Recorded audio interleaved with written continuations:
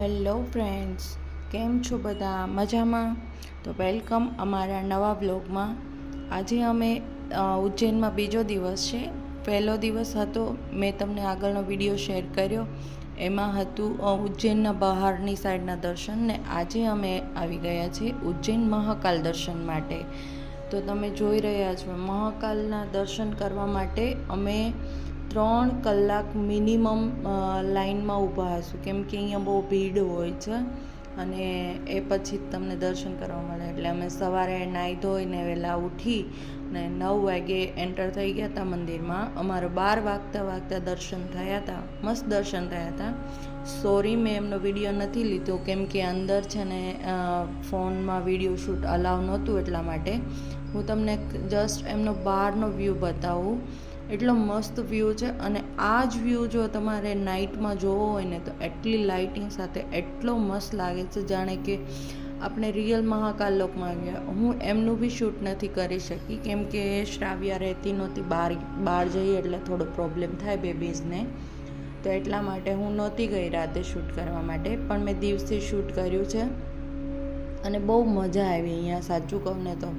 અને દર્શન તો એટલા મસ્ત થયા ને મહાકાલના કે વાત ના પૂછો. આ છે ને એમનો એન્ટરસ ગેટ છે, જ્યાંથી તમને અંદર જવાનું હોય છે, પણ એ પાછળથી બધાને ચલાવીને, કેમ કે ભીડ હોય છે એટલા માટે. અને અહીંયા બધા ભગવાનની મૂર્તિઓ તો શંકર ભગવાનની, ગણપતિ બાપ્પાની બધી એટલી મસ્ત બધી મૂકેલી છે ને કે વાત ના પૂછો. જોવાનું બી એટલું મન થાય ને કે મજા આવે એવું છે ટૂંકમાં. જો તમે અહીંયા ઉજ્જૈન આવ્યા હોય તો અહીંના છે ને પ્રસાદ બી બહુ મસ્ત હોય છે, લડ્ડુનો પ્રસાદ હોય છે, જે બહુ મજા આવે છે. તો ફ્રેન્ડ્સ, જો તમને અમારા વિડીયો જોવો ગમતો હોય તો અમારા વ્લોગને લાઈક કરજો અને અમારી ચેનલને સબસ્ક્રાઈબ કરી દેજો, જેથી અમે નવો વ્લોગ લાવતા રહીએ તમારા માટે. અને મહાકાલમાં જાઓ તો પ્લીઝ બધા મસ્ત રીતે દર્શન થાય એ બધાને શુભકામના. અને આવી જ રીતે અમે 3 વાગ્યા સુધી બધા આવી રીતે આટા ફેરા દીધા, એટલે બધા થાકી ગયા હતા. અને પછી અમે આરામ કરવા રૂમ પર જતા રહ્યા હતા. અને અમે લાસ્ટમાં અહીંયા છે ને લોકલ માર્કેટ ફર્યા હતા, જે બહુ મજા આવે એવી છે. તો તમે પણ જો અહીંયા આવો તો લોકલ માર્કેટ ફરજો. આમની બહાર જ આવે છે, દર્શન કરો ને પછી બહારની સાઈડ જ માર્કેટ આવે છે.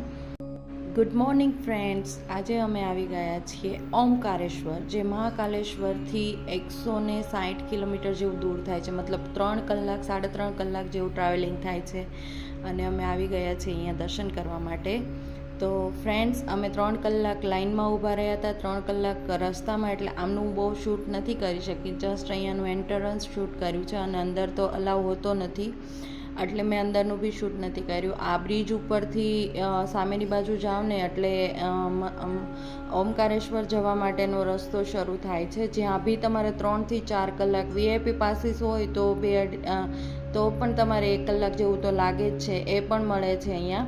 પણ અમે તો વીઆઈપી પાસીસમાં નહોતા ગયા, અમે 3 કલાક લાઇનમાં ઊભા રહી અને દર્શન કર્યા હતા. હવે અહીંયાથી લાઈન શરૂ થાય છે છેક ઓમકારેશ્વર સુધી. અને 3 કલાક દર્શન કર્યા બાદ મારી કે કોઈ ફેમિલી મેમ્બરની હિંમત નથી કે અમે શૂટ કરીએ. અને પછી અમે પાછા મહાકાલેશ્વર જવા માટે નીકળી ગયા હતા. એટલે અમે આખો દિવસ ટ્રાવેલિંગ કર્યું છે અને અહીંયા જસ્ટ અમે દર્શન કરવા આવ્યા હતા. આ 12 જ્યોતિર્લિંગમાંનું એક જ્યોતિર્લિંગ છે.